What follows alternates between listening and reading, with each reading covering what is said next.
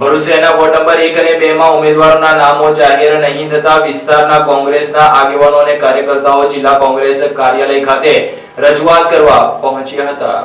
સ્થાનિક સ્વરાજ્યની સંસ્થાઓની ચૂંટણીમાં કોંગ્રેસ દ્વારા ટિકિટ જાહેર ન કરાતા કાર્યકરોમાં ભારે ઉચાટ જોવા મળી રહ્યો છે। ત્યારે જિલ્લા કોંગ્રેસ કાર્યાલય પર મોડી રાત સુધી કાર્યકરોના ટોળેટોળા જોવા મળ્યા હતા। આવનારી ચૂંટણીને લઈને કોંગ્રેસ પક્ષમાં ટિકિટ જાહેર ન થતા કાર્યકરોમાં ભારે અસંતોષ ફાટી નીકળ્યો છે। મોડી રાત સુધી જિલ્લા કોંગ્રેસ કાર્યાલય ખાતે કાર્યકરોના ટોળેટોળા એકત્ર થયા હતા અને નેતૃત્વ સામે પોતાની નારાજગી વ્યક્ત કરી હતી। કાર્યકરો જિલ્લા પ્રમુખ રાજેન્દ્રસિંહ રાણા સાથે મુલાકાત કરવા માંગતા હતા, પરંતુ તેઓ ઉપલબ્ધ ન હોવાથી કાર્યકરો વધુ ઉચાટ જોવા મળ્યો હતો। ત્યારબાદ કાર્યકરોએ પૂર્વ પ્રમુખ પરિમલસિંહ રાણાને પોતાની રજૂઆત કરી હતી। કાર્યકરોનું કહેવું છે કે ટિકિટ વિતરણમાં વિલંબના કારણે પક્ષમાં અનિશ્ચિતતા વધી રહી છે અને સ્થાનિક સ્તરે અસંતોષ વધી રહ્યો છે। એક તરફ પહેલાથી ભાજપ માટે પણ ટિકિટ વહેંચણીમાં ભારે ખેંચતાણ જોવા મળી રહી છે અને આંતરિક વિવાદ હવે સામે આવી રહ્યા છે। ત્યાં હવે ભાજપના સામે ગુજરાત રાજ્યમાં ગણાતો સૌથી મોટો પક્ષ એટલે કે કોંગ્રેસમાં પણ ટિકિટ માટે ખેંચતાણ હોવાનું જોવા મળી રહ્યું છે।